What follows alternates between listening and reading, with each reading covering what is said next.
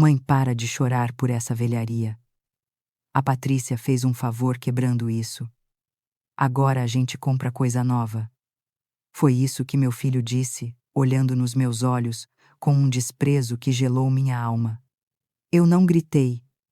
Eu não fiz escândalo, apenas me abaixei e recolhi os cacos de porcelana do chão com minhas mãos trêmulas, sentindo uma pontada no coração, mais afiada que o próprio vidro. Eles acharam que eu estava aceitando a derrota. Eles acharam que eu era apenas uma velha submissa, que abaixava a cabeça para tudo. O que eles não sabiam é que naquele exato momento, enquanto eu segurava os pedaços da minha história nas mãos, eu estava traçando o fim da boa vida deles. Eles não sabiam que a conta ia chegar e seria muito mais cara do que eles poderiam pagar. Meu nome é Carminha. E se você me perguntasse, há 2 anos, qual era o cheiro da felicidade, eu diria sem pensar 2 vezes que era o aroma de café, passado na hora misturado com o tabaco suave do cachimbo do meu falecido marido, o Adalberto. Era o cheiro da nossa casa, aqui na Tijuca.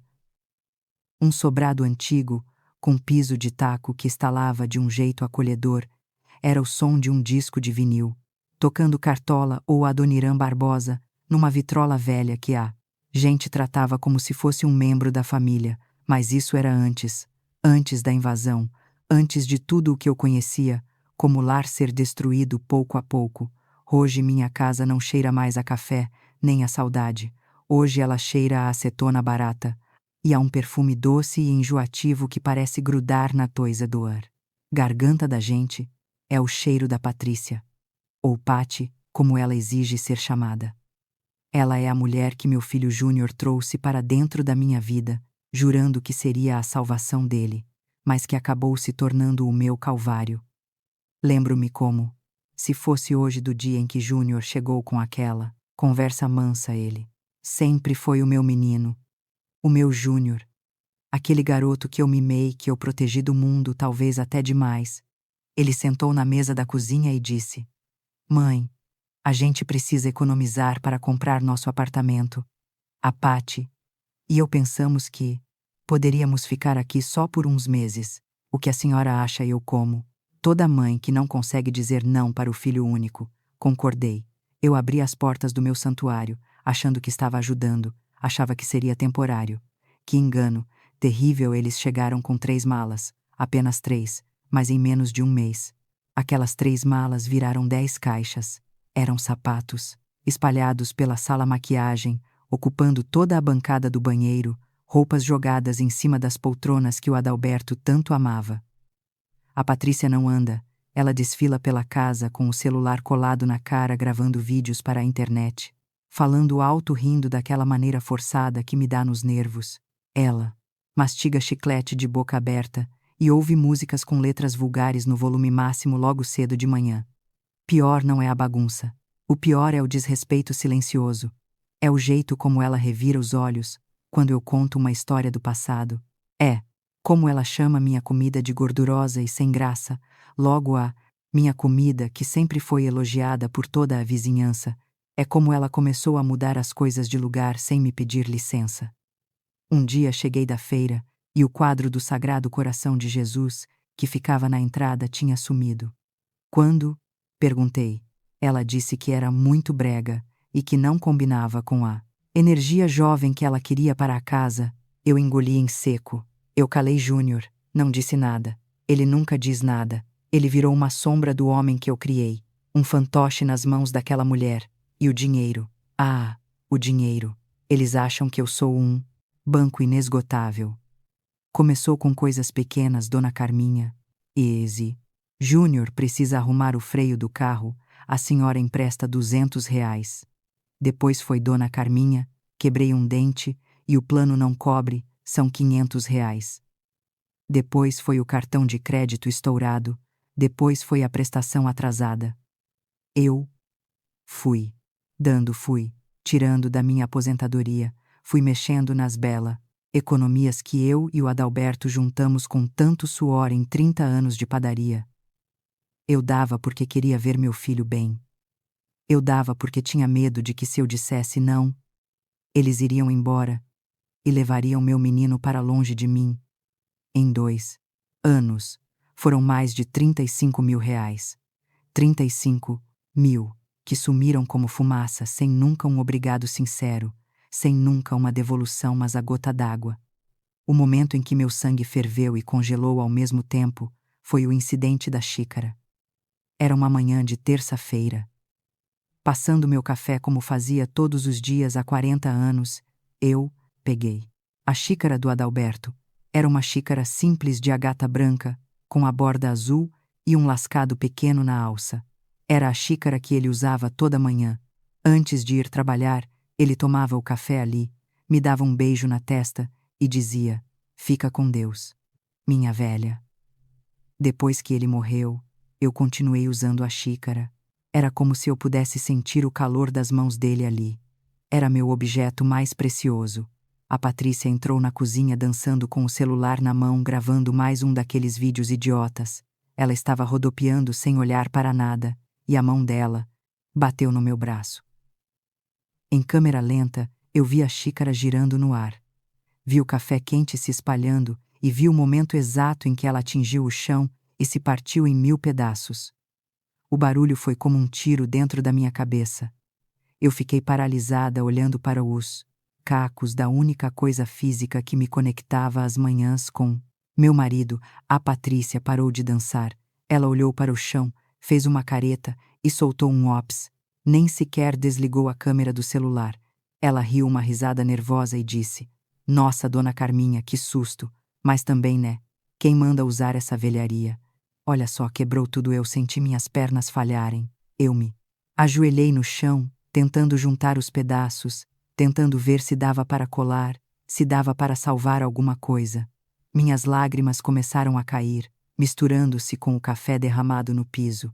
Eu soluçava baixinho com uma dor que rasgava meu peito. Foi então que o Júnior entrou atraído pelo barulho. Eu levantei os olhos para ele, esperando um abraço, esperando que ele brigasse com ela, que ele entendesse a minha dor. Afinal, ele sabia o quanto aquela xícara era importante. Ele sabia que era do pai dele. Mas o Júnior olhou para mim ajoelhada, chorando, e depois olhou para a Patrícia, que fazia cara de vítima, e ele escolheu. Ele escolheu o lado dela, como sempre foi quando ele disse aquela frase maldita: "Mãe, para de chorar por essa velharia." A Patty só quis ajudar, quebrando isso. Agora a gente compra coisa nova. Naquele momento, algo morreu dentro de mim. A mãe que perdoava tudo morreu. A mãe que aceitava migalhas morreu. A mãe que achava que o filho era um santo morreu. Eu me levantei devagar, limpei as lágrimas com as costas da mão e olhei para os dois. Eles não viram dor nos meus olhos. Naquele momento, eles viram o vazio, e o vazio é perigoso. Eu não disse mais nada naquele dia. Limpei o chão, joguei os cacos no Vesa-Case. Lixo com uma calma que assustou até a mim mesma. Voltei para o meu quarto e tranquei a porta. Fiquei ouvindo os dois rindo na sala como se nada tivesse acontecido. Eles aumentaram o som da televisão, pediram pizza e celebraram a vida deles, sem se importar com a velha chorona no quarto ao lado. Mas, naquela noite, o clima na casa mudou. Eu sentia uma eletricidade no ar. Eles estavam cochichando muito. Pelas frestas da porta, eu ouvia sussurros animados, risadinhas, contidas, e o barulho de zíperes era barulho de malas. Sabe quando a gente tem aquele sexto sentido de mãe, aquele aviso que vem lá do fundo da alma? Eu sabia que eles estavam tramando alguma coisa. Eu só não sabia o tamanho da traição que estava por vir. Fui dormir com um peso no peito, rezando para o Adalberto me dar uma luz. Mal sabia eu que a luz não viria. A escuridão estava apenas começando. E quando eu acordasse na manhã seguinte, o silêncio da casa não seria de paz. Seria o silêncio do roubo. O silêncio de quem foi deixada para trás, sem nada além da roupa do corpo. Eu me virei na cama, sentindo o colchão frio, e pensei: amanhã eu converso com o Júnior. Amanhã eu ponho limites. Mas o amanhã chegou de um jeito que eu nunca poderia. E a lição que eu teria que aprender seria a mais dura da minha vida. Se eu soubesse o que me esperava ao abrir a porta do quarto, eu acho que teria preferido não acordar nunca mais. Acordei naquela terça-feira com uma sensação estranha no peito. Sabe quando o corpo avisa que tem algo errado antes mesmo de você abrir os olhos? Foi assim. O silêncio era o que mais me assustava.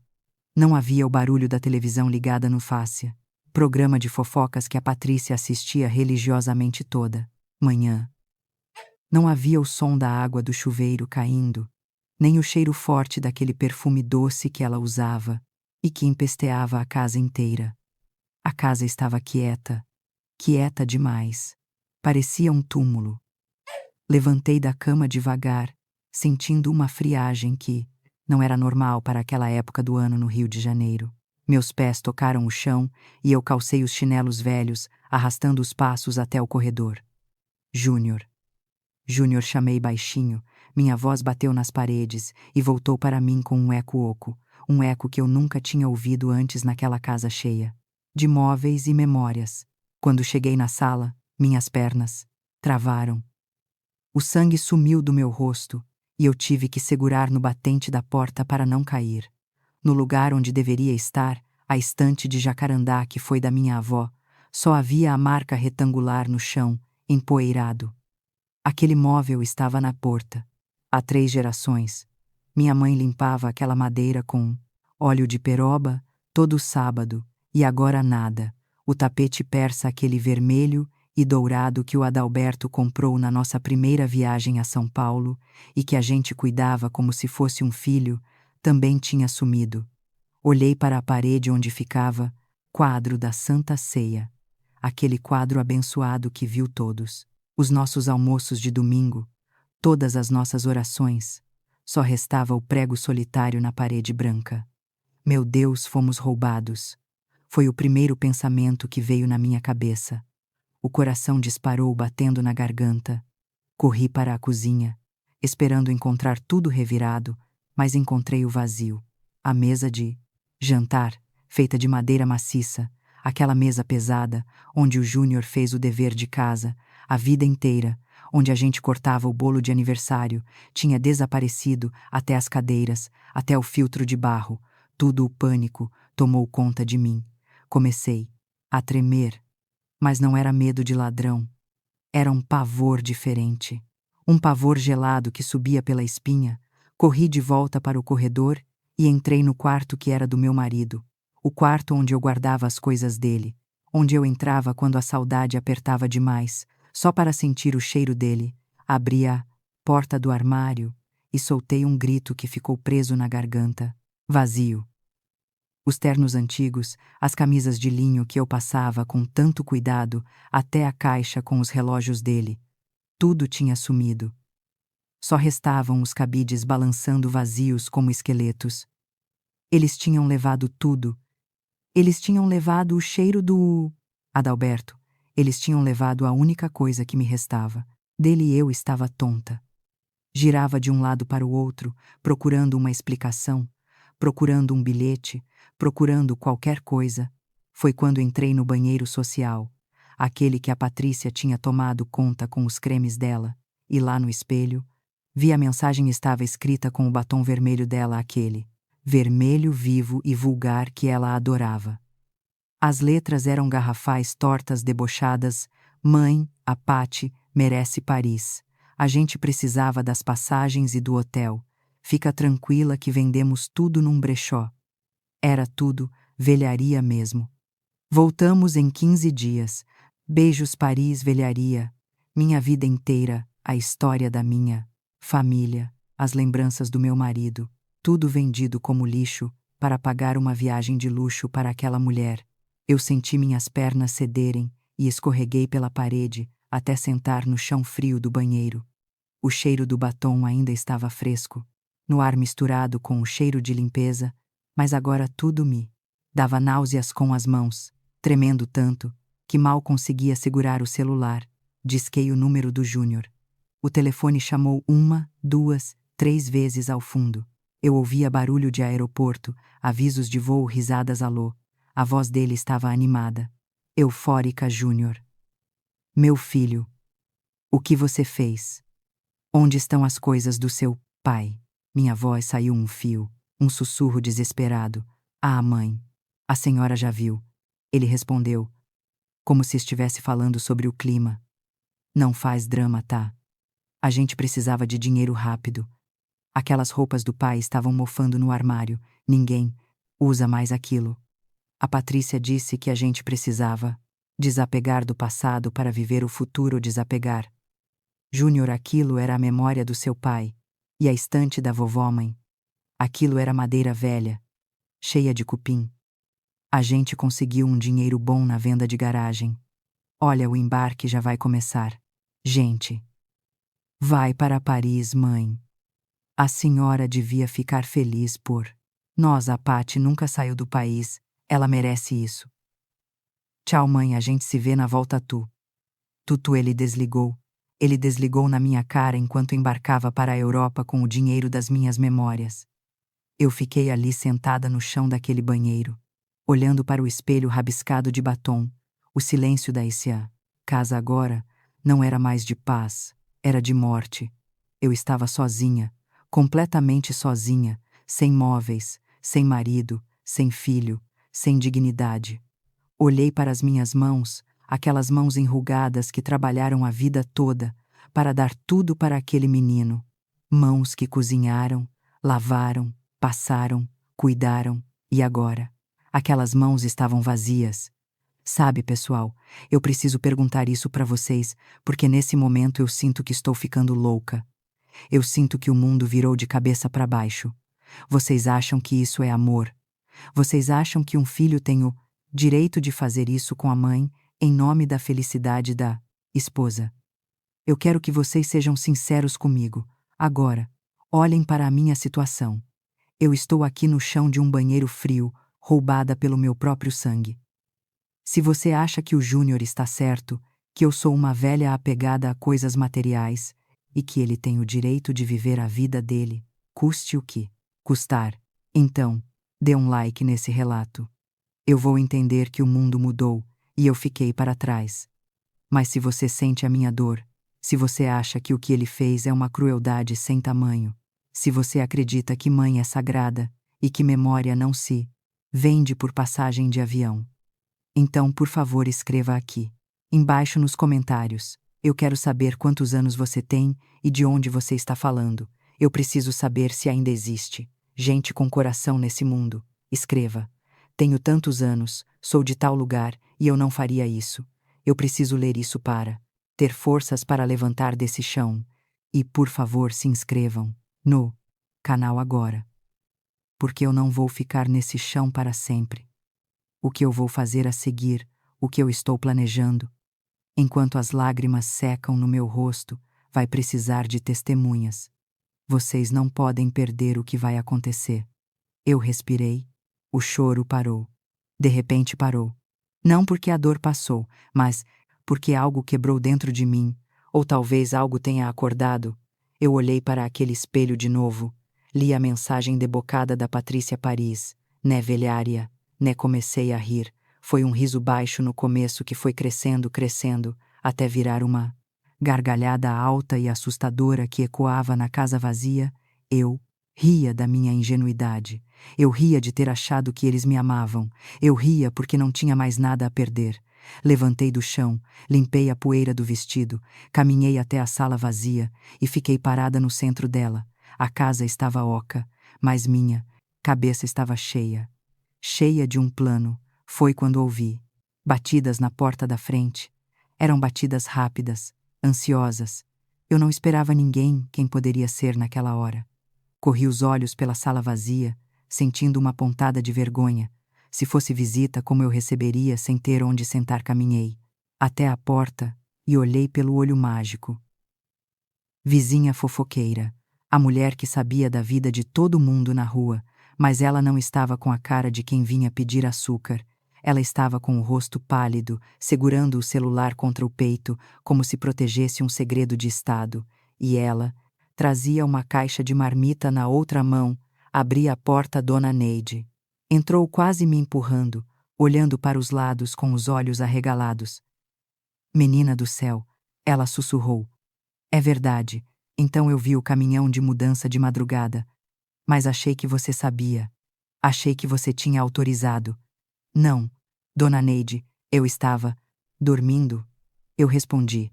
Secaela me puxou para o canto da sala, vazia, e abriu a marmita. Mas não era comida que ela queria me mostrar. Ela tirou o celular do bolso e começou a mexer na tela com os dedos rápidos. Carminha, você precisa ver isso. O meu neto me mostrou hoje cedo. Eu não ia te falar, mas depois. Que vi a casa assim, você precisa saber quem é essa tal de Patrícia de verdade. Eu franzi a testa. De que a senhora está falando? Dona Neide, olha aqui. Olha essa foto. Ela enfiou o celular na minha cara. Na tela havia uma reportagem antiga de um jornal do interior.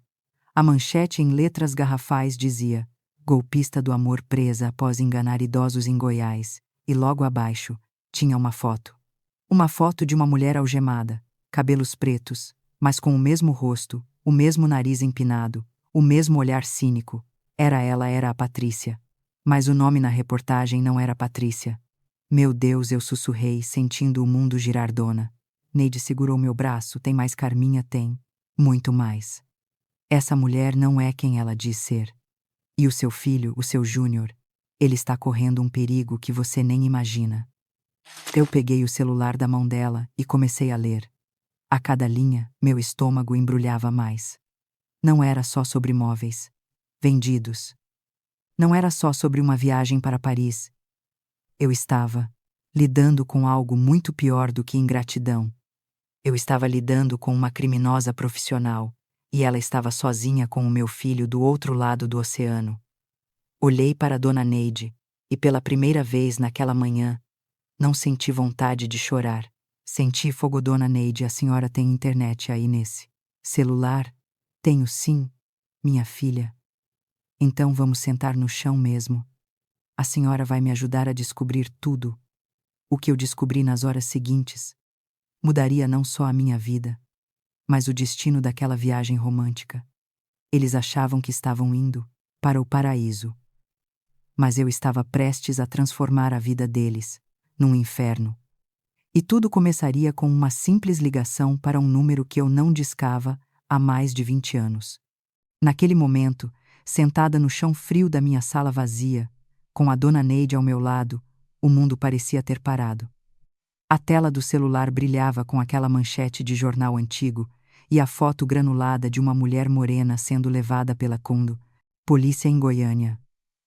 Eu olhava para a foto e depois fechava os olhos tentando negar o óbvio, mas não tinha como.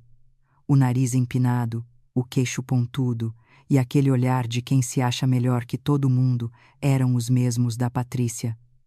Só mudava a cor do cabelo, a loira oxigenada que dormia no quarto ao lado do meu filho era na verdade uma criminosa procurada chamada Soraya. Dona Neide segurou minha mão com força.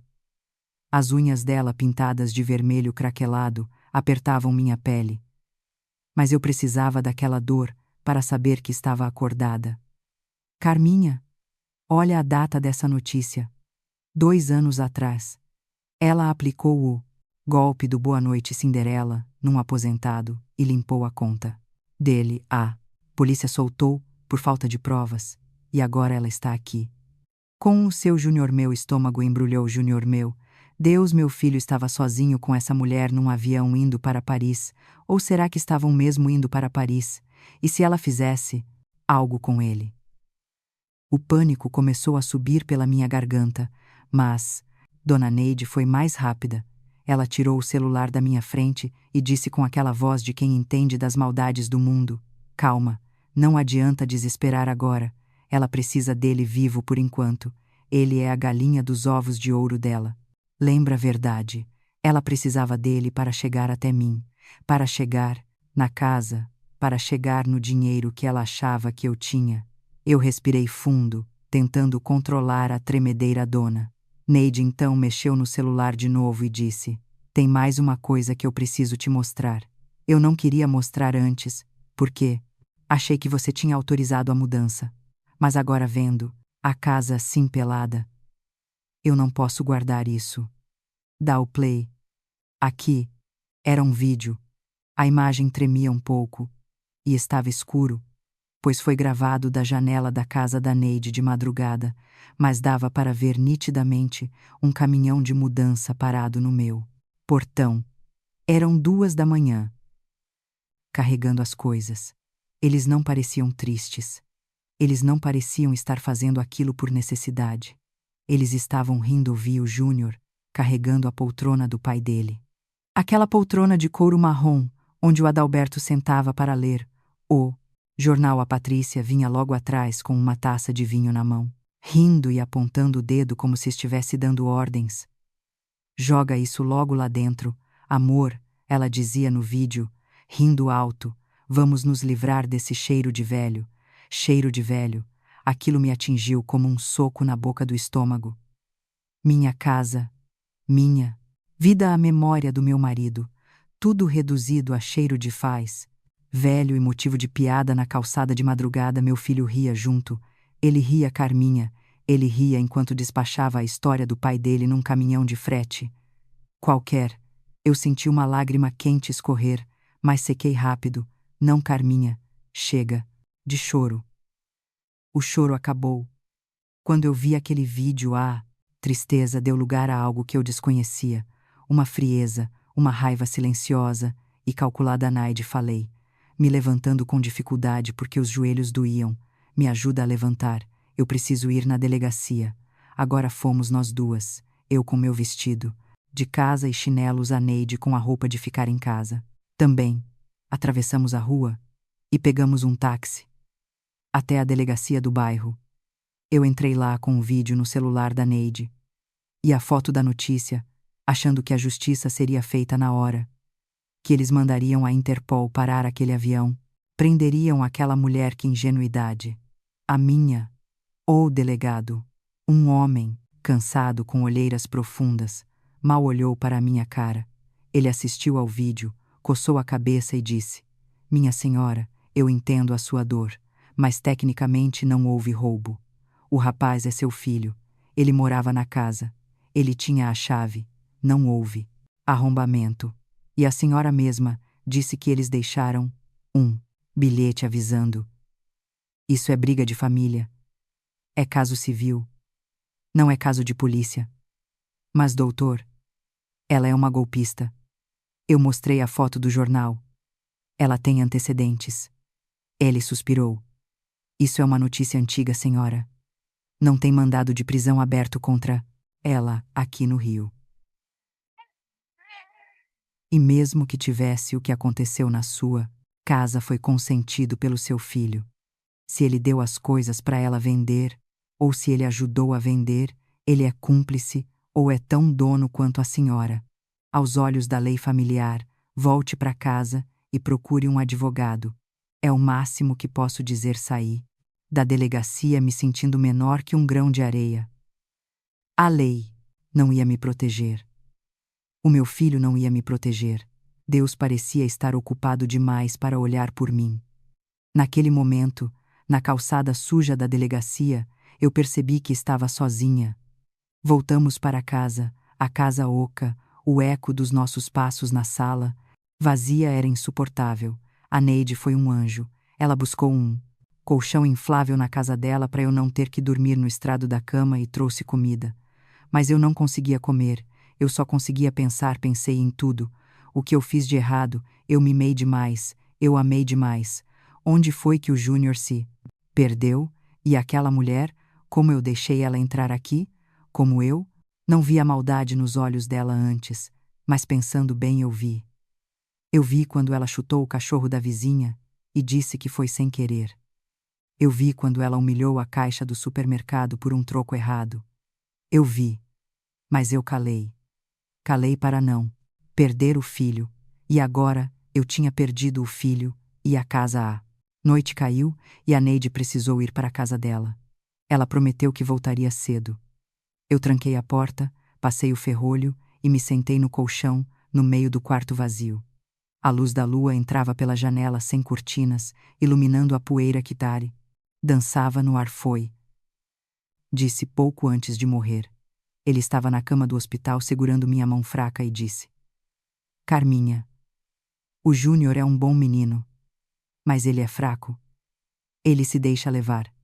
Se um dia eu faltar e aparecer alguém querendo se aproveitar de você ou dele, não confie apenas no coração. O coração de mãe é cego. Cabeça. E lembre-se do que eu deixei guardado para você. No lugar onde só a gente sabia, eu me levantei num pulo. O coração disparou. O lugar onde só a gente sabia. Eles levaram os móveis, levaram as roupas, levaram as joias, levaram até os talheres, de prata. Mas eles não sabiam do esconderijo. Eles eram gananciosos, mas eram preguiçosos. Eles não olharam nos lugares que importavam de verdade. Corri para o quarto que era do Júnior quando pequeno. Aquele quarto que a Patrícia usava para guardar a bagunça dela. Tinha um taco solto no canto perto do rodapé, atrás de onde ficava o guarda-roupa antigo. Eu me ajoelhei e, com a ajuda de uma colher que tinha sobrado na pia, forcei a madeira. O taco se soltou. Lá dentro, no escuro empoeirado, estava uma caixa de metal enferrujada, daquelas de biscoito antigo.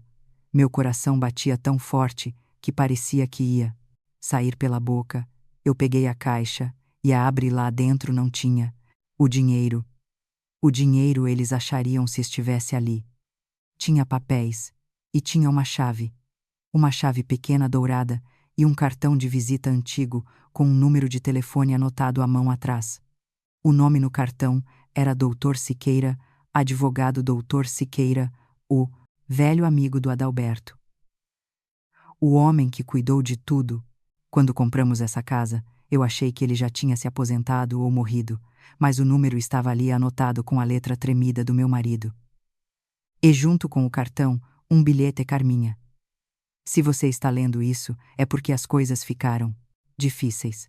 Essa chave é de um cofre no banco, o número da conta está no verso. Não diga ao Júnior.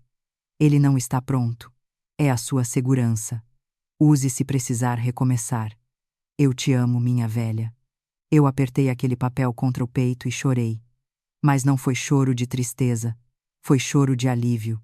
O Adalberto sabia sabia que esse dia podia chegar. Ele cuidou de mim mesmo. Depois de partir, eles acharam que me deixaram na miséria. Acharam que me deixaram sem nada. Mas eles esqueceram que eu sou filha de gente que moe a cana para fazer garapa. Eu sou dura na queda. E agora, com essa chave na mão e o nome do doutor Siqueira na cabeça, eu tinha um plano. Amanhã o sol vai nascer e a Dona Carminha boazinha não vai acordar com ele. Quem vai acordar é uma mulher que tem uma conta para acertar. Eu vou ligar para esse número. E se esse advogado ainda estiver vivo, nós vamos preparar uma recepção para o Júnior e a Patrícia que eles jamais vão esquecer. Paris pode ser linda, mas a volta para o Brasil vai ser um inferno. Eu guardei a chave no sutiã, bem perto do coração.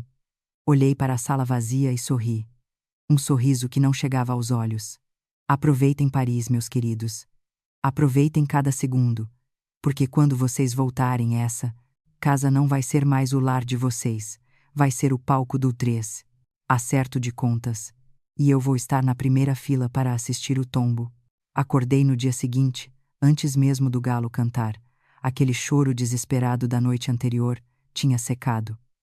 No lugar das lágrimas, ficou uma secura na garganta e uma frieza no peito que eu nunca tinha sentido antes.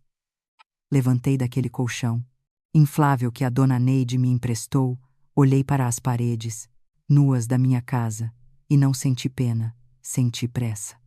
Eu tinha 15 dias, até que o Júnior e a Patrícia voltassem de Paris com os sorrisos falsos e as malas cheias de roupas compradas com o dinheiro da minha humilhação. 15 dias para virar o jogo, 15 dias para deixar de ser a vítima e virar o carrasco. Tomei um banho gelado para acordar os nervos. Vesti meu melhor vestido, um conjunto de linho bege que eu guardava para ir à missa de 7º dia ou casamento chique. Prendi o cabelo num coque firme, passei um batom cor-de-boca, discreto, e coloquei os óculos escuros para esconder as olheiras.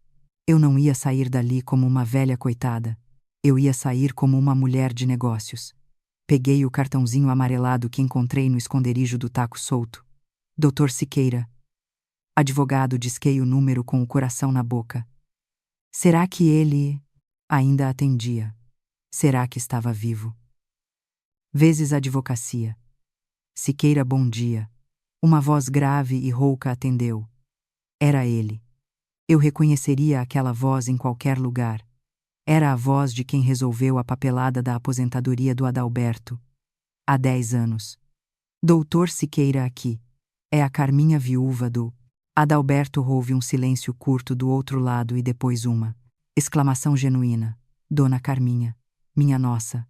Quanto tempo. A senhora está bem. O Adalberto faz muita falta. Doutor, eu não estou bem. Eu preciso falar com o senhor hoje. É urgente. É questão de vida ou morte. Ou melhor, é questão de honra a ele. Percebeu o peso na minha voz. Não fez perguntas desnecessárias. Me encontre na confeitaria do centro. Em 1 hora. Aquela antiga que o Adalberto gostava. Eu estarei lá. O centro da cidade estava caótico. Como sempre, ônibus buzinando, gente correndo, camelôs gritando. Mas eu caminhava no meio daquela multidão. Como se estivesse numa bolha, eu tinha um propósito. Entrei na confeitaria e o cheiro de café forte, misturado com pão na chapa, e açúcar me abraçou. Mas hoje aquele cheiro não me dava fome. Me dava foco. Lá estava ele. Doutor Siqueira numa mesa de canto, vestindo um terno cinza impecável, apesar do calor, lendo um jornal impresso. Ele envelheceu claro. O cabelo estava branco, como algodão, mas o olhar por trás dos óculos grossos continuava afiado como navalha. Sentei na frente dele, ele pediu um café e uma água para mim. Então eu contei tudo, não pulei nenhum detalhe. Falei da chegada da Patrícia, da venda dos Ince móveis, da viagem para Paris, da carta debochada no espelho. Falei da descoberta de que ela era uma golpista procurada. Falei do meu filho rindo enquanto carregava a poltrona do pai para o caminhão de mudança. Enquanto eu falava, o doutor Siqueira não me interrompeu. Ele apenas apertava a xícara de café com força, os nós dos dedos ficando brancos. A expressão dele foi mudando de curiosidade para choque e depois para uma raiva contida que fazia a veia da testa dele saltar. Quando terminei, ele tirou os óculos e limpou as lentes devagar com um lenço de pano. Dona Carminha. Isso não é apenas ingratidão. Isso é crueldade. O seu filho me perdoe. A franqueza virou um canalha. Eu assenti. É duro ouvir isso, doutor, mas é a verdade. E eu cansei de proteger ele. Agora eu quero justiça. Ele suspirou e colocou os óculos de volta. Dona Carminha, a justiça dos homens é lenta. Processar. Ele agora vai demorar anos. Ele vai alegar que a senhora deu as coisas de presente que ele cuidava. Da senhora vai ser a sua palavra contra a dele. E o dinheiro da venda dos móveis provavelmente já foi gasto em champanhe na Torre Eiffel. Sei, doutor. Por isso eu não quero processar agora. Eu quero algo mais rápido, mais definitivo. Ele me olhou intrigado. O que a senhora tem em mente? Eu me inclinei sobre a mesa, baixando a voz. Doutor Siqueira, o Júnior e a Patrícia acham que eu sou uma pobre coitada que vive da pensão do INSS. Eles acham que venderam tudo o que tinha valor naquela casa, mas eles não sabem do segredo do Adalberto. Eu tirei da bolsa um objeto pesado, embrulhado num pano de veludo velho. Coloquei sobre a mesa. Era uma Bíblia antiga daquelas, com capa de couro grossa e zíper, que ficava na minha cabeceira há anos. Eles nunca tocaram nela. Eles não têm fé. Doutor, para eles era só um livro velho, e empoeirado. Abre a Bíblia. Com uma navalha fina cortei o forro da contracapa de lá de dentro. Tirei um envelope plástico. O doutor Siqueira arregalou os olhos. Dentro do envelope estava uma caderneta de poupança antiga e extratos de investimentos que o Adalberto fez a vida toda, sem ninguém saber, só eu. Ele guardava cada centavo que sobrava. Da padaria investia em ações seguras, comprava ouro. Era a Nossa segurança R$ 420 mil, eu disse baixinho. O valor atualizado, o advogado assobiou baixinho. Dona Carminha, isso é uma fortuna, o Júnior não sabe disso, nunca soube. O Adalberto dizia que dinheiro na mão de quem não suou para ganhar vira água, ele estava certo. Se o Júnior soubesse Patrícia já tinha levado isso também. Eu tenho 420 mil aqui, doutor. E a casa vale pelo menos uns 890 mil. Eu tenho patrimônio, mas eu não tenho mais filho. Doutor Siqueira entendeu onde eu queria chegar. Ele sorriu, um sorriso de canto de boca, um sorriso de quem adora, uma boa briga. Então, o plano é terra arrasada. Dona Carminha, exatamente, eu quero vender a casa. Agora hoje, mas Dona Carminha, vender um imóvel assim rápido, a gente perde dinheiro. Não me importa perder um pouco, eu quero dinheiro na mão, e a escritura passada, antes que aquele avião pouse de volta no Brasil, eu quero que quando eles cheguem com as malas cheias de roupas de grife, a chave deles não gire na fechadura. Eu quero que eles não tenham para onde ir. Siqueira pegou um guardanapo de papel e começou a anotar coisas rápido. Conheço um investidor.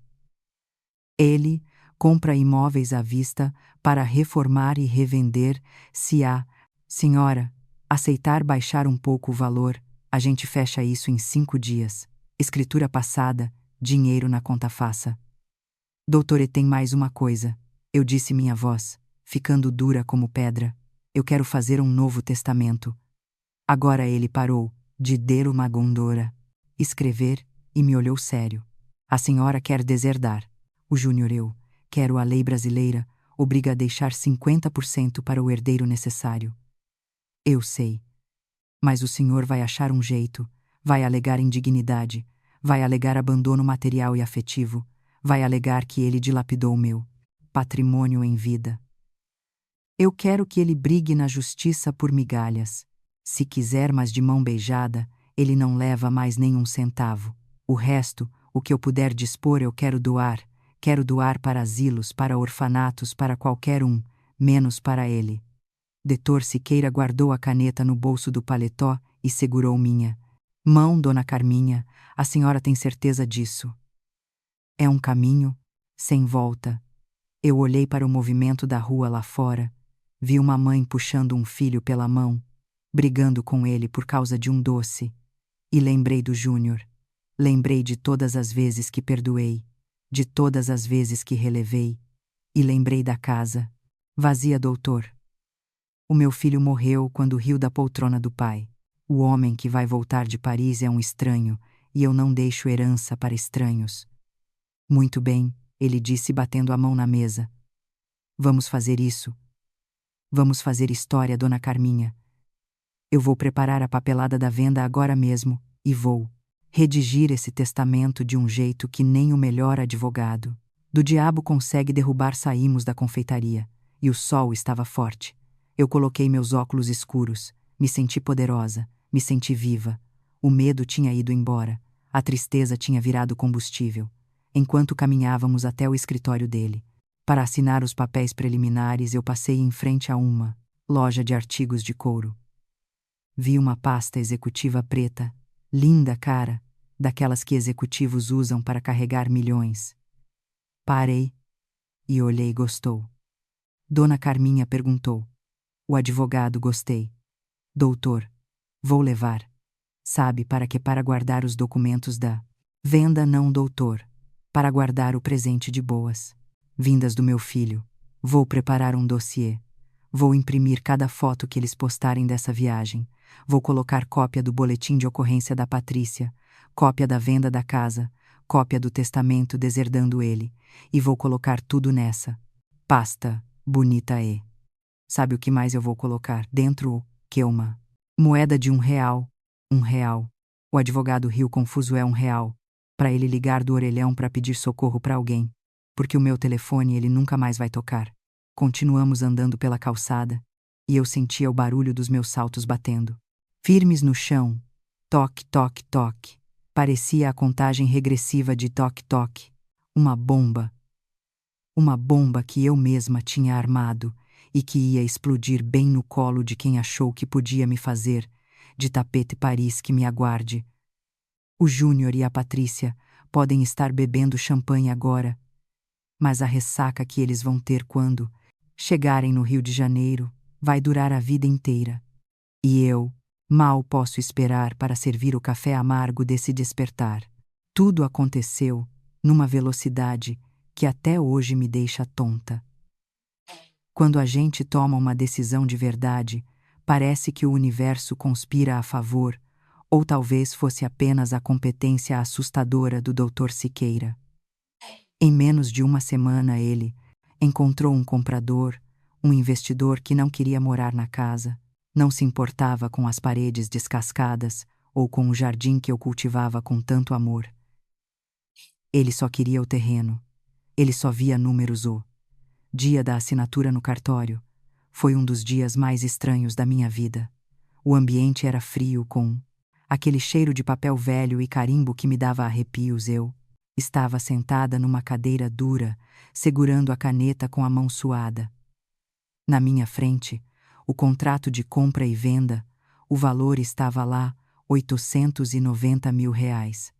À vista, enquanto o tabelião lia as cláusulas com aquela voz monótona, minha mente viajou para longe dali, para milhares de quilômetros de distância onde meu filho e a mulher dele estavam gastando o dinheiro que roubaram de mim.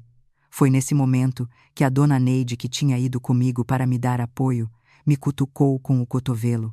Ela estava com o celular na mão, escondido embaixo da mesa. Carminha! Olha isso, sussurrou ela com raiva na voz. Eu olhei para a tela pequena do celular. Era o Instagram da Patrícia, a tal Pati. Ela tinha postado uma sequência de vídeos nos stories. Eram imagens de Paris, a Torre Eiffel brilhando ao fundo, e ela com uma taça de champanhe na mão, rindo com a boca aberta, mostrando os dentes clareados artificialmente. Ela usava um casaco de pele falso e óculos escuros enormes. Mas o que me fez travar a mandíbula não foi a imagem, foi a legenda. Ela tinha escrito: "O mundo é de quem tem coragem, finalmente vivendo a vida de luxo que eu mereço. Adeus, vida de pobre. Adeus, cheiro de naftalina, naftalina." Ela chamava a minha casa o meu lar de 30 anos de cheiro de naftalina. Ela chamava o suor do meu marido de vida de pobre. E o meu filho, o meu Júnior, aparecia no fundo do vídeo, carregando sacolas de marcas famosas, com um sorriso bobo no rosto, servindo de burro de carga para a madame. Aquele vídeo foi o empurrão que faltava. Se eu tinha alguma dúvida, se ainda restava alguma gota de pena no meu coração de mãe, ela secou naquele instante.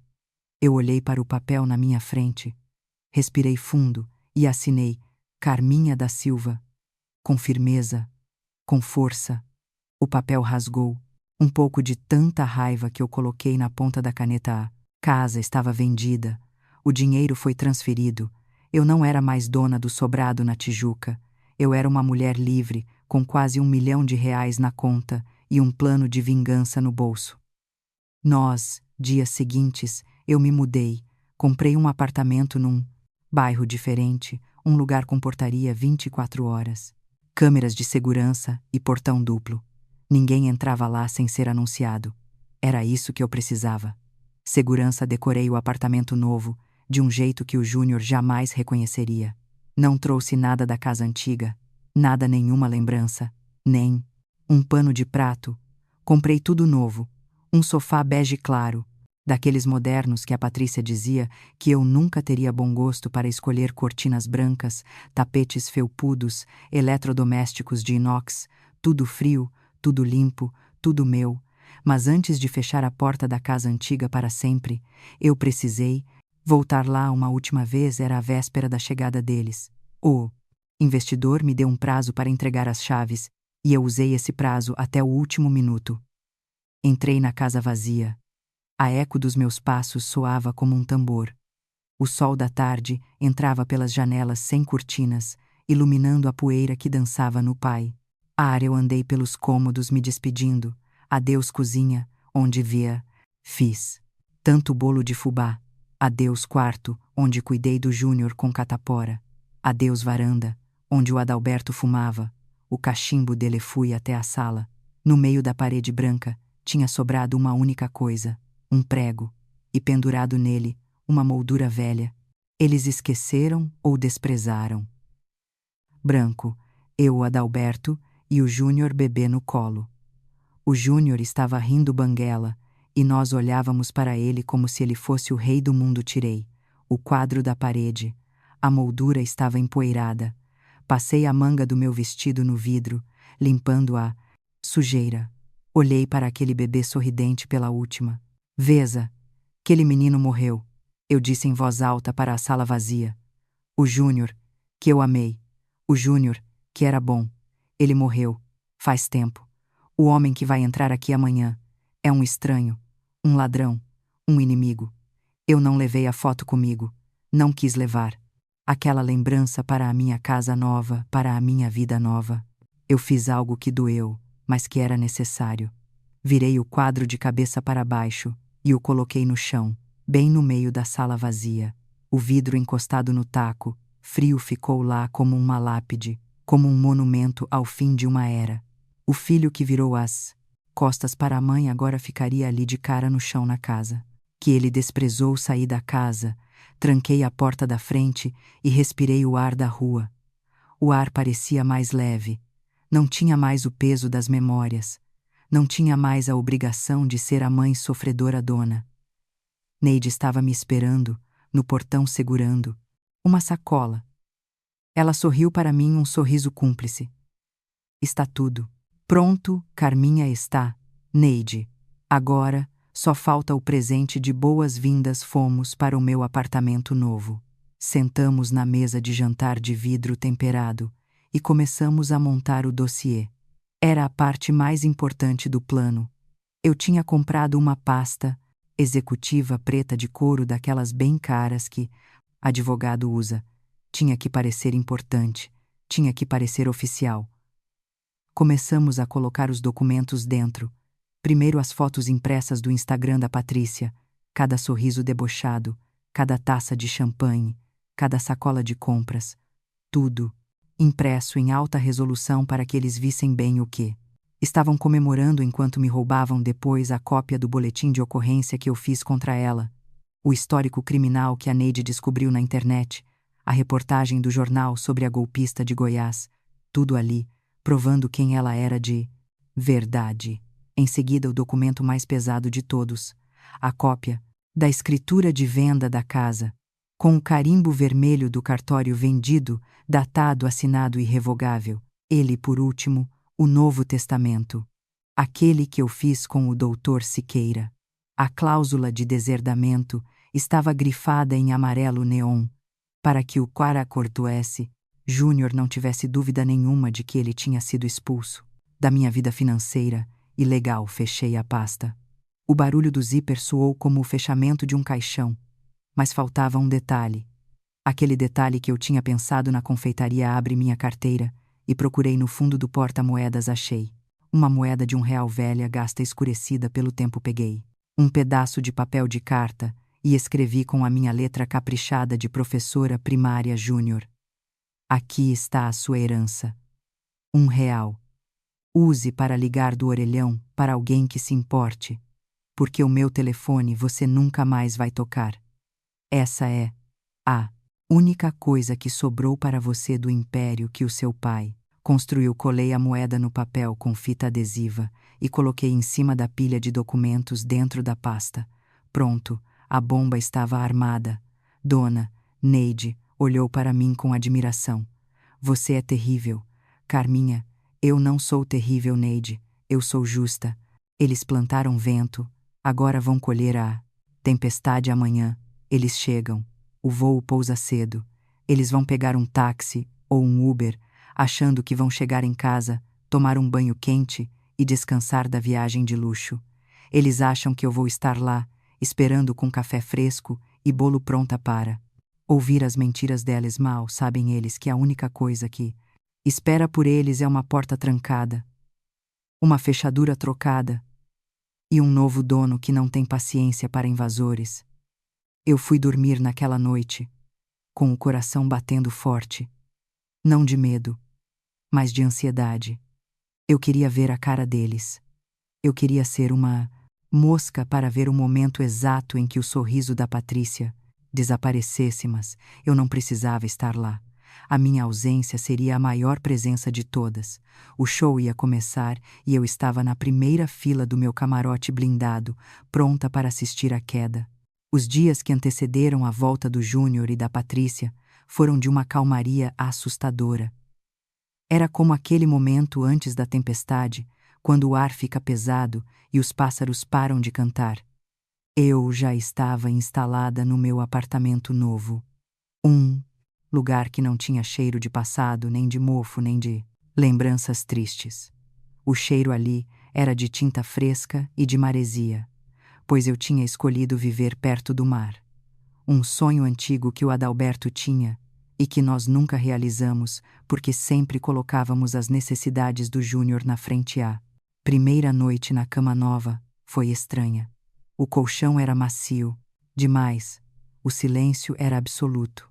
Não tinha o barulho do caminhão de lixo passando na rua de paralelepípedo da Tijuca, nem a música alta da vizinha. Mas pela primeira vez, em anos, eu dormi sem a ajuda de remédios. Dormi com a consciência limpa de Aouda Peça. Quem fez o que precisava ser feito na manhã do 15º dia, o dia marcado para o retorno deles. O céu do Rio de Janeiro acordou chumbado. Nuvens escuras cobriam o Cristo Redentor, e um vento frio soprava do mar, anunciando que vinha água, muita água. Parecia que até São Pedro estava preparando o cenário para o drama que ia acontecer. Eu levantei cedo, fiz meu café na cafeteira elétrica nova e me sentei na varanda fechada com vidro. Peguei o celular e mandei uma mensagem para a dona Neide. Estou pronta, Neide. O palco está montado. A resposta dela veio rápida com vários emojis de oração e de fogo. Janela Carminha. Por nada.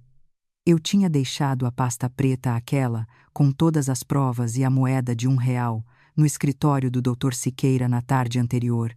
Foi um momento solene. Eu entrei na sala dele, coloquei a pasta sobre a mesa de madeira maciça e disse doutor, aqui está a vida do meu filho, ou o que sobrou dela. Só entregue isso a ele quando ele vier rastejando, quando ele não tiver mais para onde correr. Doutor, Siqueira me olhou por cima dos óculos com aquele olhar sábio de quem já viu muitas famílias se destruírem por dinheiro. Dona Carminha, senhora tem certeza de que quer fazer isso desse jeito? A moeda de R$ 1 é um golpe muito duro, é um soco no estômago. É para ser um soco, doutor. Eu respondi sem piscar. Ele precisa sentir dor. A dor ensina. O amor mimado só estragou. Agora é a vez da dor. Educar. Saí do escritório dele sentindo um peso sair das minhas costas. A armadilha estava armada, o gatilho estava pronto para ser disparado. Agora era só esperar. Voltei para o presente na minha varanda. Olhei para o relógio. Eram 10 da manhã. O voo vindo de Paris deveria ter pousado no Galeão há meia hora. Imaginei os dois desembarcando, a Patrícia com seus óculos escuros enormes reclamando do calor ou da umidade, arrastando as malas cheias de compras, o Júnior cansado, servindo de carregador como sempre, mas feliz achando que ia chegar em casa, tomar um banho no chuveiro forte e dormir na cama que eu arrumava com tanto carinho. Eles deviam estar pegando as malas agora, passando pela alfândega. Talvez a Patrícia estivesse postando a última foto no Instagram com a legenda de volta à realidade. Mal sabia ela o quão dura essa realidade seria. Começou a chover. Primeiro, uns pingos grossos isolados batendo no vidro da varanda. Depois a chuva apertou, que alagam as ruas e param o trânsito. Era perfeito. Eles iam chegar molhados, cansados e irritados. Meu telefone tocou. Era a dona Neide. Eles estão chegando. Carminha. O táxi acabou de virar a esquina. Meu coração deu um salto. Não de medo, mas de ansiedade. Eu queria ver, eu queria estar lá, mas eu sabia que não podia. A minha ausência era a maior arma que eu tinha. Eles precisavam encontrar o vazio. Como eles estão? Neide, perguntei, segurando o telefone com força. Estão descendo do táxi. A Patrícia está gritando, porque molhou o sapato. O Júnior está tirando as malas. Está chovendo muito, Carminha. Eles estão encharcados. Continue narrando. Neide, não desligue. Eles estão indo para o portão. O Júnior está procurando a chave. Ele está tentando abrir. O portão não abre. Carminha, a chave não entra. Eu sorri. Claro que não entrava. Eu tinha mandado trocar o miolo da fechadura no dia em que entreguei a casa para o investidor. A chave que ele tinha no bolso agora era apenas um pedaço de metal inútil. Ele está forçando o portão. A Patrícia está xingando ele. Dá para ouvir daqui. Ela está chamando ele de incompetente. Ei, agora. Agora ele está tocando a campainha. Ele acha que você está em casa, Carminha. Ele está tocando. Sem parar, deixa tocar. Deixa ele chamar pela mãe que ele desprezou. Deixa ele chamar pela empregada que ele achava que tinha. Ninguém atende. Claro, ele está batendo no portão agora. Está gritando: Mãe, abre aqui. Mãe, tá chovendo. Sente uma pontada de pena, bem lá no fundo. Mas lembrei da carta no espelho. Lembra? Da carta Neide Paris, né? Velharia. Né, lembro, minha amiga. Seja forte. Estou forte. O que está acontecendo? Agora, a porta da casa abriu. Mas não foi você, era o segurança do investidor. Um homem grande e mal encarado, que o novo dono tinha colocado lá para cuidar da obra que ia começar na semana seguinte. Avisado ao investidor que parentes distantes poderiam aparecer para incomodar, e pedi que ele fosse firme. Tem um homem lá, Carminha, um armário de homem. Ele está gritando com o Júnior. Ele está mandando eles saírem. Eu podia imaginar a cena, Júnior pequeno e molhado diante daquele estranho, a Patrícia, com a maquiagem escorrendo, segurando as bolsas de grife, que agora estavam encharcadas de água suja da rua. Júnior está discutindo. Ele está dizendo que a casa é dele, que a mãe dele mora aí. O homem está rindo, Carminha. Ele está rindo na cara do seu filho. Ele está dizendo que a casa foi vendida, que a velha já foi embora vendida. A palavra deve ter soado como um trovão na cabeça deles. A Patrícia largou as malas no chão molhado. Ela está gritando como uma louca. Ela está dizendo que é mentira, que você não podia ter feito. Isso, eles estão desesperados. Neide, estão. A rua inteira está na janela. O escândalo é grande. A vizinha do 302 está filmando. O Júnior está chorando. Carminha, ele sentou na calçada no meio da chuva e está chorando com a cabeça nas mãos. A Patrícia, ela está tentando ligar para alguém. Ela está pegando o celular. Meu celular vibrou na minha mão. Era ele. O número do Júnior aparecendo na tela. A foto dele sorrindo que eu tinha nos contatos parecia zombar do momento. Ele está te ligando. Carminha, eu sei, Neide, você vai atender. Olhei para o aparelho vibrando sobre a mesa de vidro. O nome do meu filho piscando. Pedido de socorro. O copo de vinho que eu tinha me servido mais cedo, dei um gole longo, sentindo o sabor frutado descer pela garganta. Vou, Neide. Chegou a hora de dar as boas-vindas. Deslizei o dedo pela tela e atendi. Coloquei o telefone no ouvido e ouvi o som da chuva, o barulho dos carros e a respiração ofegante do meu filho. Alô? Falei com a voz mais calma e gelada que consegui encontrar. Mãe. Pelo amor de Deus. Onde a senhora está? Tem um homem aqui dizendo que a casa foi vendida. A gente está na rua. Está chovendo. Mãe, abre o portão. Isso é brincadeira, né, não? É brincadeira, Júnior. A casa foi vendida. O dinheiro está no banco e eu estou muito longe daí, vivendo a vida que a sua esposa disse que eu não merecia. Mãe, você ficou louca. A casa é nossa, a casa era minha, Júnior, minha e do seu pai. Você abriu mão dela quando vendeu a memória dele. Para viajar. Agora você tem Paris. Mas não tem teto mais, mãe, para. Onde a gente vai? A gente não tem para onde. Ir isso não é mais problema. Meu Júnior, lembra? Você é jovem, tem a vida toda pela frente, e tem a Patrícia. Ela é tão esperta, não é? Ela deve ter um plano. Peça para ela resolver, ou melhor, vá até o escritório do Dr. Siqueira. Ele tem um pacote para você que... Pacote o seu presente de volta e a sua herança. Desliguei o telefone antes que ele pudesse responder. Não queria ouvir o choro, não queria ouvir as desculpas. Agora era tarde demais. Dona Neide ainda estava na linha do outro telefone. Você desligou. Carminha, desliguei. Acabou. Neide, eles estão lá. Parados olhando para o nada, a Patrícia quebrou o salto do sapato. Ela está manca, está uma cena deplorável. Deixa eles, Neide. A chuva vai lavar a arrogância deles. Encerrei a chamada com a Neide e fiquei olhando para a chuva que caía lá fora. Aqui, no meu apartamento novo, estava quente e seco. Eu estava segura. Mas lá fora, no mundo real, o meu filho estava aprendendo a lição mais dura da vida dele. Primeira parte do plano estava concluída. Eles estavam sem teto, sem móveis e provavelmente sem dinheiro, pois gastaram tudo achando que voltariam para a mordomia. Mas a segunda parte, a parte do envelope, preto, com a moeda de R$1, essa ainda estava por vir, e seria o golpe de misericórdia. Bebi o resto do vinho e me senti leve, uma leveza que eu não sentia desde que o Adalberto partiu. Eu tinha recuperado a minha vida, e custou caro. Custou a ilusão de ter uma família. Mas valeu a pena, porque agora eu sabia exatamente quem eu era. Eu era Carminha, a sobrevivente, e ninguém nunca mais ia me fazer de boba. O Dr. Siqueira me ligou às 5 da tarde.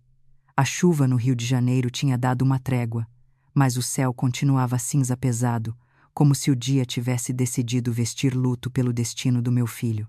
Eu atendi no primeiro toque ansiosa, mas ao mesmo tempo com aquele medo frio na barriga de quem sabe que acabou de autorizar uma execução, mesmo que fosse uma execução moral. Dona Carminha, ele disse com a voz calma e grave de sempre. Já foram, já saíram daqui. Como foi? Doutor, como eles estavam? Eu precisava saber. Eu precisava visualizar a cena que eu mesma tinha escrito. O advogado soltou um suspiro longo do outro lado da linha. Foi uma cena deplorável. Dona Carminha, deplorável. Eles chegaram aqui encharcados. A sua nora, ou melhor, a mulher que estava com seu filho entrou, pisando duro, estragando o meu tapete, com os sapatos sujos de lama e gritando que ia me processar, que ia processar a senhora, que aquilo era cárcere privado, sequestro de bens, uma loucura total. O Júnior. Bom, o Júnior parecia um fantasma. Ele tremia, e não era só de frio, era de medo.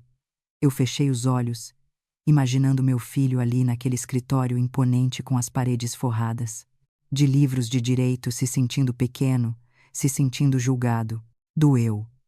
Claro que doeu, mas a lembrança do caminhão de mudança na madrugada fez a dor passar rápido. Conte tudo. Doutor, não me esconda nada. Ele contou. Ele me descreveu cada detalhe como se eu estivesse lá, sentada na poltrona do canto invisível, assistindo ao desmoronamento da vida que eles achavam que tinha. Eles sentaram nas cadeiras de couro, molhando tudo. A Patrícia batia a mão na mesa, exigindo saber onde a senhora estava, exigindo a chave da casa nova, exigindo o dinheiro da venda.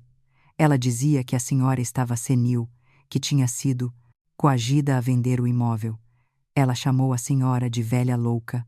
Na minha frente, Dona Carminha, eu apertei o telefone. A audácia daquela mulher não tinha fim, e o senhor, o que fez? Eu não disse nada. Eu apenas coloquei a pasta preta na frente deles. Aquela pasta de couro bonita que a senhora comprou. Eu disse que ali estavam todas as respostas que eles procuravam. Júnior abriu a pasta. As mãos dele tremiam tanto que ele demorou para conseguir puxar o zíper. A primeira coisa que ele viu foi a escritura de compra e venda do imóvel autenticada, registrada e irrevogável. Ele leu o valor, 890 mil. Ele leu a data. Ele olhou para mim e disse: mas era a minha casa, doutor. Eu cresci lá e eu respondi: não, Júnior, era a casa da sua mãe, e ela vendeu, porque ela precisava se livrar dos fantasmas. Patrícia arrancou o papel da mão dele e começou a ler freneticamente. Ela estava vermelha de raiva, mas a raiva dela virou pavor quando ela viu a segunda pilha de papéis, as fotos do Instagram, Dona Carminha. Cada foto que a senhora imprimiu, colorida, em alta qualidade, ela na Torre Eiffel, com a legenda sobre a vida de luxo, ela comprando bolsas caras, eles comendo em restaurantes estrelados. Eu disse a eles: vocês gastaram o dinheiro dos móveis da Dona Carminha, o dinheiro das roupas do pai do Júnior, o dinheiro da história da família. Nessas futilidades, vocês acharam que ninguém estava vendo, mas a Dona Carminha estava vendo tudo. O Júnior começou a chorar. Ele colocou a cabeça entre as mãos, chorou alto, um choro feio de desespero. Me odeia. Minha mãe me odeia, não. Júnior, eu sussurrei para mim mesma. Sua mãe não te odeia. Sua mãe só cansou de ser palhaça. Mas o golpe final ainda estava por vir. Doutor, e a ficha criminal, e a notícia do jornal. Sim. O doutor Siqueira fez uma pausa, dramática. Ela parou de gritar. Ela ficou branca, branca como papel. A notícia sobre a golpista de Goiás, a foto antiga dela, o histórico de estelionato. Eu olhei bem nos olhos dela e disse: nós sabemos quem você é, Soraya ou Patrícia, ou seja lá qual for seu nome verdadeiro. Nós sabemos o que você fez com a sua própria mãe. E nós sabemos o que você estava tentando fazer com a Dona Carminha. Ela tentou negar. Ela gaguejou, disse que era montagem, que era calúnia. Mas eu mostrei o boletim de ocorrência que a senhora registrou. Eu mostrei o dossiê completo. Então eu dei o ultimato.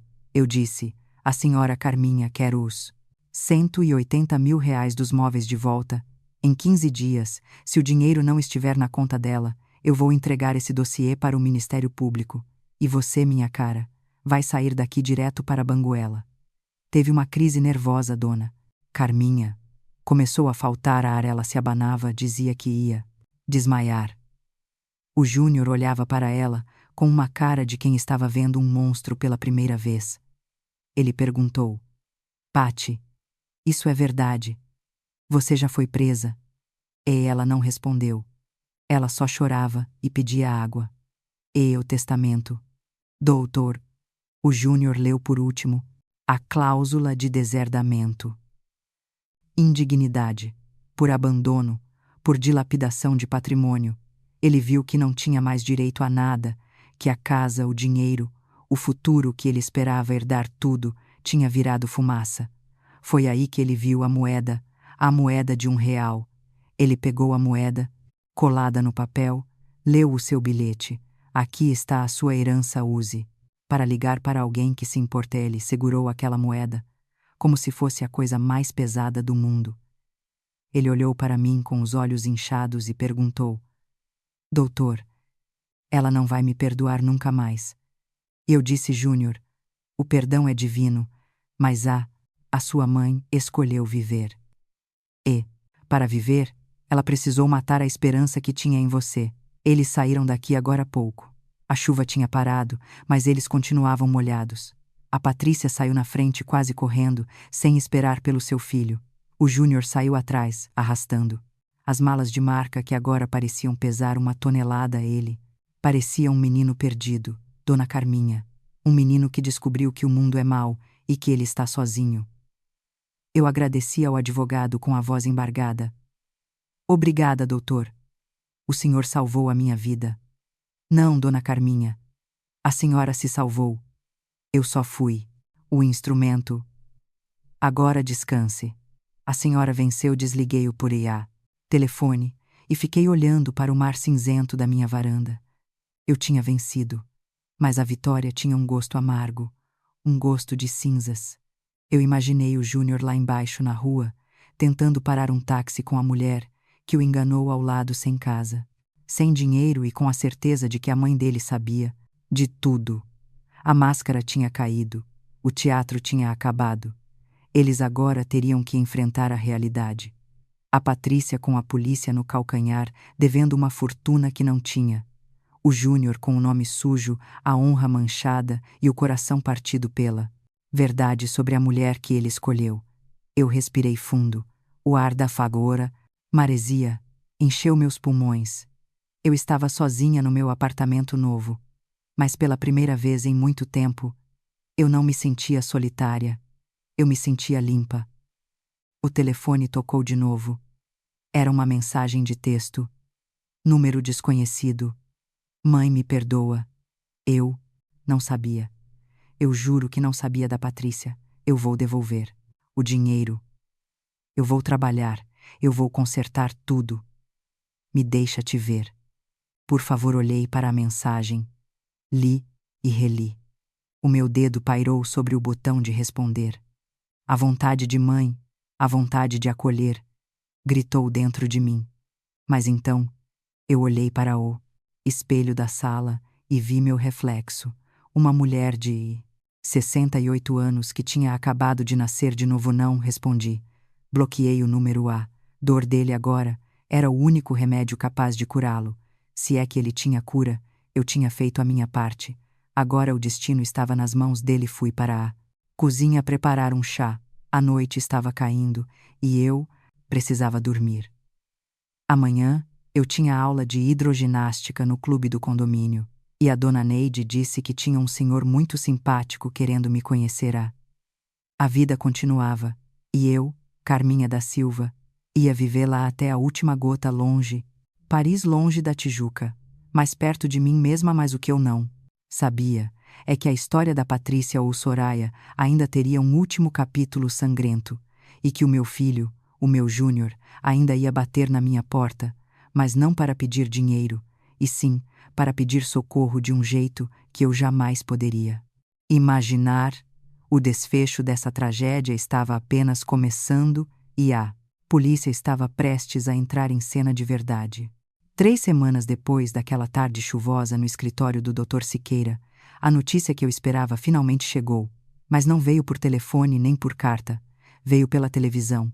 Eu estava na sala do meu apartamento novo tomando um chá de erva doce e assistindo ao jornal local quando a foto dela apareceu na tela.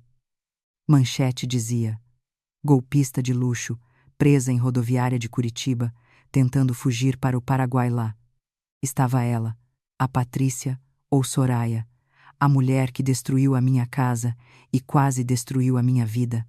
Ela não estava mais com aquela pose de rainha que tinha nas fotos de Paris. Estava desgrenhado, sem maquiagem, vestindo uma roupa comum e com as mãos algemadas para trás. Ela tentava esconder o rosto das câmeras, mas eu sabia. Eu conhecia aquele olhar de quem perdeu tudo. O Dr. Siqueira me ligou. Minutos depois: Dona Carminha, a senhora viu. A justiça tardou, mas não falhou. Ela foi pega com documentos falsos e joias roubadas de outra vítima em São Paulo. A ficha dela caiu de vez. O Júnior foi chamado para depor, mas como vítima e testemunha, ele não vai preso, mas vai carregar essa vergonha e as dívidas que ela fez no nome dele para o resto da vida. Eu desliguei a televisão, não senti alegria, não senti vontade de soltar fogos, senti apenas um alívio profundo, um peso gigante que saiu do meu peito. Acabou. A ameaça acabou, mas e o meu filho, e o Júnior? Dona Neide me contou que ele estava morando num quarto e sala alugado na periferia. Longe do luxo que ele tanto almejava, ele teve que vender os 6 carro que ainda estava pagando para tentar cobrir o rombo dos cartões de crédito estourados em Paris.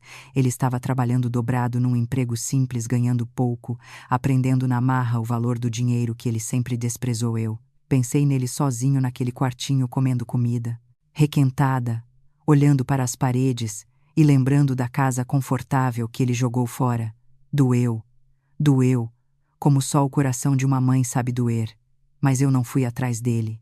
Eu não mandei cesta básica. Eu não paguei o aluguel dele. Porque se eu fizesse, isso eu estaria tirando dele a única chance que ele tinha de virar homem. A chance de aprender com o próprio erro. O tempo passou. A primavera chegou no Rio de Janeiro e com ela, uma nova vida floresceu para mim. Eu comecei a frequentar um clube de idosos no meu bairro novo. Fiz amizades, conheci gente que, como eu, tinha histórias de luta e superação. Num domingo de sol, a gente organizou um churrasco no salão de festas do meu prédio. Tinha música alta, samba de raiz tocando, Zeca Pagodinho e Bete Carvalho. Tinha pão de alho, farofa, vinagrete e muita risada. Eu estava usando um vestido florido bem colorido, que eu mesma comprei com meu dinheiro sem pedir opinião para ninguém. Eu tinha soltado o cabelo e colocado um batom. Rosa, eu estava dançando. Acreditem. Se quiser, Dona Carminha estava sambando. Eu segurava a mão da Dona Neide e a gente girava no meio do salão, rindo como duas adolescentes. Eu me sentia leve, me sentia bonita, me sentia viva. Foi quando o porteiro me chamou pelo interfone. Dona Carminha, tem um rapaz aqui no portão. Ele diz que é seu filho. Ele está pedindo para falar com a senhora. A música parecia ter parado só para mim. O mundo ficou em câmera lenta. Meu coração deu um tropeço. O Júnior estava ali, no meu portão. Eu pedi para o porteiro esperar. Fui até a varanda do salão de festas que dava para a entrada do prédio. Eu me escondi atrás de uma pilastra e olhei lá para baixo. Lá estava ele, o Júnior. Estava mais magro. O cabelo estava cortado curto, sem aquele gel que ele usava. As roupas eram simples, uma camiseta branca e uma calça jeans desbotada. Ele segurava um envelope na mão. Ele olhava para dentro do condomínio, vendo a festa, vendo as pessoas felizes. Então, ele me viu. Eu não sei se ele me viu de verdade ou se sentiu a minha presença, mas ele levantou os olhos na direção da varanda. Nossos olhares se cruzaram por um segundo. Mesmo de longe eu não vi raiva, não vi ganância, eu vi saudade e vi vergonha. Ele viu a mãe dele feliz, ele viu a mãe dele dançando cercada de amigos, vivendo a vida que ele achou que tinha tirado de mim. Ele percebeu naquele momento que eu não precisava dele para respirar, que a minha felicidade não dependia da aprovação dele. O Júnior abaixou a cabeça. Ele não tocou o interfone de novo. Ele não gritou. Ele não fez cena. Ele apenas colocou o envelope na caixa de correio, deu meia volta e saiu andando pela calçada de cabeça baixa com as mãos nos bolsos, caminhando para a vida que ele escolheu. Eu fiquei olhando, até ele virar a esquina e sumir. Uma lágrima escorreu pelo meu rosto, mas foi uma lágrima de despedida. Eu estava me despedindo do filho que eu idealizei e aceitando que aquele homem lá embaixo teria que trilhar o próprio caminho. Desci para pegar o envelope. Era uma carta escrita à mão. A letra dele estava diferente, mais firme, menos garrancha. Mãe, eu vim aqui, hoje, não para pedir dinheiro, nem casa, nem perdão, porque eu sei que perdão a gente conquista. Não pede, eu vim aqui só para te ver. Eu vi a senhora dançando. A senhora está linda, manhã. Patrícia ou Soraya me ensinou a pior lição da minha vida. Mas a senhora me ensinou a melhor. A senhora me ensinou que dignidade não se vende. Eu estou trabalhando, estou pagando minhas contas. É difícil, é muito difícil.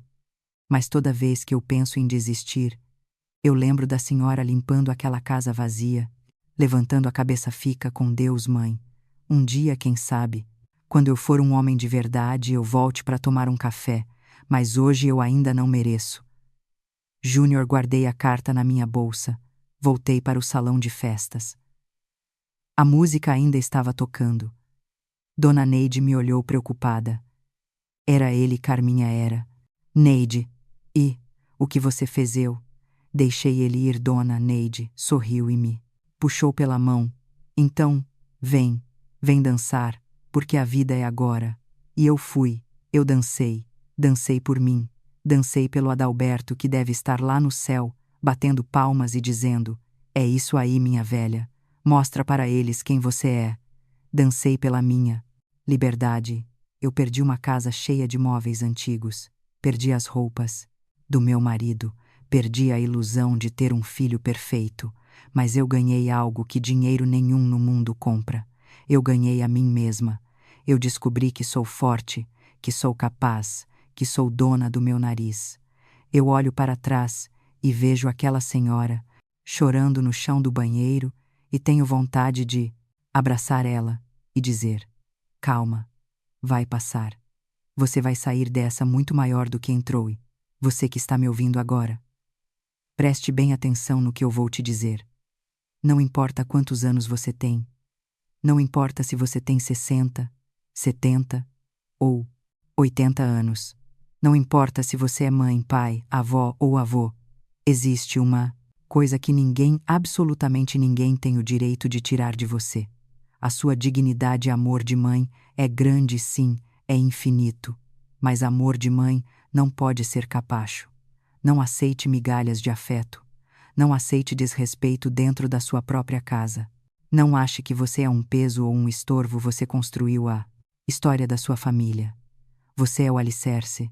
Os seus filhos ou parentes te tratam como se você não valesse nada. Lembre-se da minha história. Lembre-se da Carminha. Lembre-se que é possível virar o jogo. É possível dizer: chega. É possível vender a casa, mudar de vida, dançar samba e ser feliz. Não tenha medo de ficar sozinha. A solidão com dignidade é 1000 vezes melhor do que a companhia de quem te despreza. Essa história tocou o seu coração. Se você sentiu a minha dor e a minha vitória, eu peço que você faça uma coisa agora. Deixe o seu like nesse vídeo. Isso ajuda muito para que essa mensagem chegue a outras pessoas que precisam ouvir. Se você quer ouvir mais histórias reais, histórias de gente, como a gente que cai mas levanta, se inscreva no canal, ative o sininho para não perder nada. Aqui nós falamos a verdade, doa a quem doer. Comente aqui embaixo. O que você faria no meu lugar? Você teria perdoado o Júnior logo de cara, ou teria feito o que eu fiz? Eu quero ler a sua opinião. Um beijo grande no coração de cada um de vocês. Fiquem com Deus e nunca se esqueçam. Vocês são fortes, vocês são valiosos e a vida só acaba quando termina. Até a próxima.